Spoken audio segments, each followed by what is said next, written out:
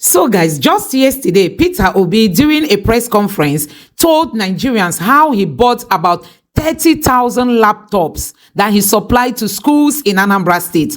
And he did not just stop at that. He ensured all of them had internet. That he moved Anambra from 26th position to 1st position in WAEC. And do you know what? We woke up to this news that a state in Anambra has emerged winner in a national girls in ICT competition with groundbreaking in VR technology. There was a term for nearly 2 years, the schools were shut in Anambra State. And everybody listened to, even yesterday when we were Kaduna, a bishop said it. Anambra school system went very low in rating. When I was campaigning to be governor, I said I'll change the educational system in Anambra State where schools and our children will never be closed. I'll make sure I give the best to education. When I was coming to Anambra to be governor, we have what we call male-girl-child issue, where most of the males were not in school. I said I'll reverse that. And I'll make sure that Anambra State becomes one of the best. And when I started, we were number 26, 27, WAEC and NICU. By the time I left, we were number 1. That is what, when I went to Anambra State, I know the state of the schools. When I left, every secondary school in Anambra State had, like I said, a borehole, they had computers, they had vehicles, they have generator. No other state in this country, not one, will say they were able to fit. You can go and ask even providers of computer. Even had every secondary school had internet. You can go and ask one of the famous makers of computer sets. Let me remember their name now. No, Zynos is the agent we use, but it's what we bought was the HP. When we ordered computers and desktop tech for HP, they told us, print out everything. They said, no government can afford this. But we bought them at a go, 30,000 complete sets for our various schools. No government was able to do that. We were able to train our teachers and everything. And the result is what you're seeing today. So guys, Peter Obi's good work is paying off in Anambra State. Since Peter Obi laid a very strong foundation in Anambra, Anambra keeps emerging as winner of competitions. I mean, national and international competition. The schools in Anambra keep winning across Nigeria and also on international platforms. There was a term for nearly 2 years, the schools were shut in Anambra State. And everybody listened to, even yesterday when we were Kaduna, a bishop said it. Anambra school system went very low in rating. When I was campaigning to be governor, I said I'll change the educational system in Anambra State where schools and our children will never be closed. I'll make sure I give the best to education. When I was coming to Anambra to be governor, we have what we call male-girl-child issue, where most of the males were not in school. I said I'll reverse that. And I'll make sure that Anambra State becomes one of the best. And when I started, we were number 26, 27, WAEC and NICU. By the time I left, we were number 1. That is what, when I went to Anambra State, I know the state of the schools. When I left, every secondary school in Anambra State had, like I said, a borehole, they had computers, they had vehicles, they have generator. No other state in this country, not one, will say they were able to fit. You can go and ask even providers of computer. Even had every secondary school had internet. You can go and ask one of the famous makers of computer sets. Let me remember their name now. No, Zynos is the agent we use, but it's what we bought was the HP. When we ordered computers and desktop from HP, they told us, print out everything. They said, no government can afford this. But we bought them at a go, 30,000 complete sets for our various schools. No government was able to do that. We were able to train our teachers and everything. And the result is what you're seeing today. And to even go further, while I do not know who said that and I don't want to know, but let me help you further. The only measure of development while I served as a governor is Millennium Development Goals, which was initiated in the year 2000 with Nigeria and over 150 countries as signatories. That is what China used to change China. India, Vietnam, you can go on and on. That was the only measure. I became governor. I started implementing the MDG goals by the year 2008. That is clear 8 years after I had started.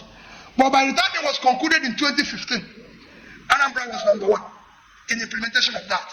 I was even invited to United Nations to come and talk about my experience. That is measured by UNDP. This is not a measurement where you say Peter has scored himself high. And I can tell you, our school, our hospitals, and our systems became model for every other person. So I believe that we did the right thing. Those who are looking for the wrong thing, what I promised the people I delivered. I live in Anambra State today. I live in Onitsha. I'm just going there now. And my appeal. We've been talking about all this only for us to see this one. And what is so striking about this award is that these girls won in a VR technology. You can imagine that is powerful. So guys, let me read this tweet for yourself. It says, Anambra School emerges winner in National Girls in ICT competition with groundbreaking in VR technology.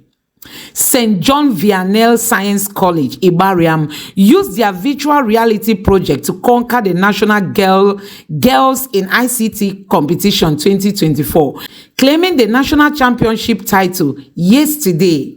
The National Girls in ICT Competition, organized by the Federal Ministry of Communication, Innovation and Digital Economy, is a technology innovation competition for all girls in secondary schools across Nigeria. Is to a number of Nigerians, 1% of the population of this country, which is about 202 million, I believe control about 70% of the national wealth. But my appeal is to 0.1%, 200,000. So it's even below the 1%. In water, I found the continuous need for potable water across the country, which to provide pipe-borne water will take several years, which I urge the government to do whatever it takes to start in that direction. But in the meantime, to have a short-term solution that can impact greatly, there's need to drill boreholes across the country. And my appeal is to these 200,000 people to drill at least one borehole a year. Just one. You could do more, but do one a year. This will cost between 5 to 10 million, just one a year. And that will be 200,000 boreholes scattered all over the country. And it will go a long way in solving this problem while we wait for government to do the potable water system, the pipe-borne water system. My second appeal is in the area of education. Education, as you all know, is the most critical tool of development. the more educated any nation is, the more developed, the more they pull their people out of poverty.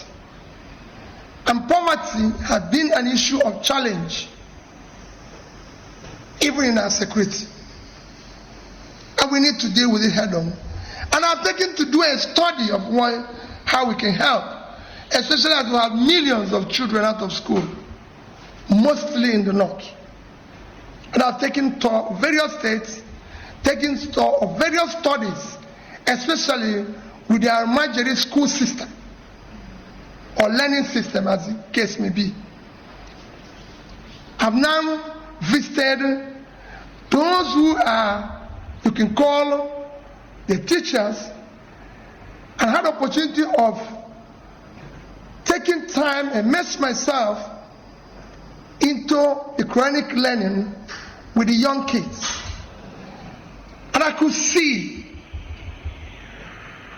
in them very brilliant people that will be doctors, lawyers, scientists, competent political leaders of tomorrow.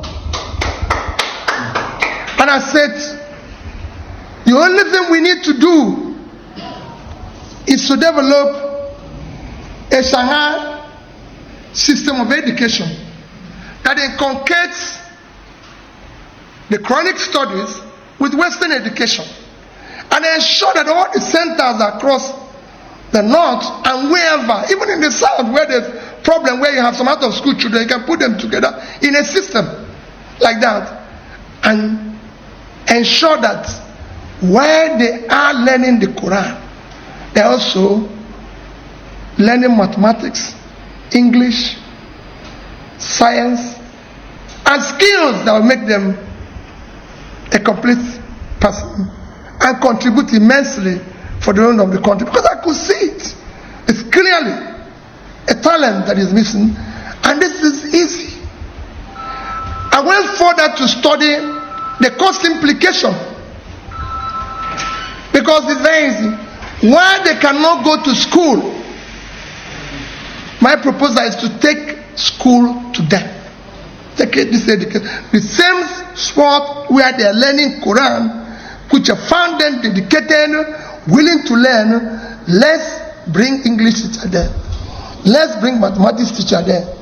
Let's bring science teacher there. Let's go there and teach them skills alongside the same learning.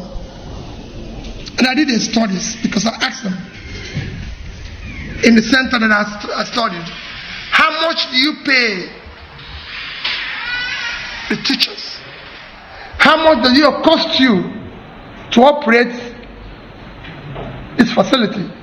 The facility had over 50,000 people with 2 teachers. And I said, what is their salary? You wouldn't even believe it. They paid them little or nothing.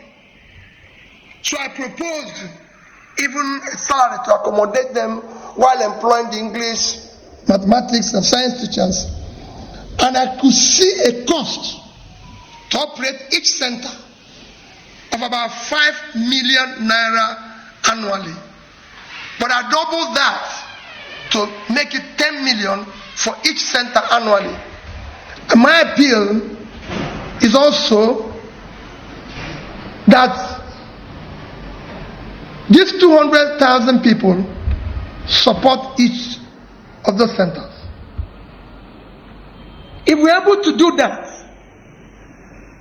50 people in one center with 200,000 people will give us 10 million.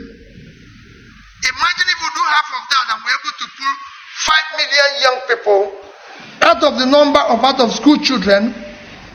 And with this, knowing that in 5 years, these people will be in position to contribute immensely to the development of this nation, and we will have pulled them out of future poverty and reduce their involvement in future criminal activities and everything. So guys, You have seen it for yourself. This is for all girls in Nigeria. I mean, in secondary schools in Nigeria. And these are girls clinch this prize. I'm so proud of you all. You people keep making us proud and happy. Honestly, Peter Obi is that game changer. Since Peter Obi served as the governor of Anambra State, oh my God. So guys, Anambra State was down. I mean, the school system was down. People were not going to school. Children were at home before Peter Obi took over. But look at the good news coming out from Anambra since Peter Obi governed that state. So we are looking forward to seeing what Soludo with his professorship is going to achieve now that he's the governor. Let's see. Since he said Peter Obi cannot become president, let's see what he himself is going to achieve as the governor of the state. Let me know what you think about all this in the comment section below. Please don't forget to subscribe to the channel and turn on the notification bell. Thank you.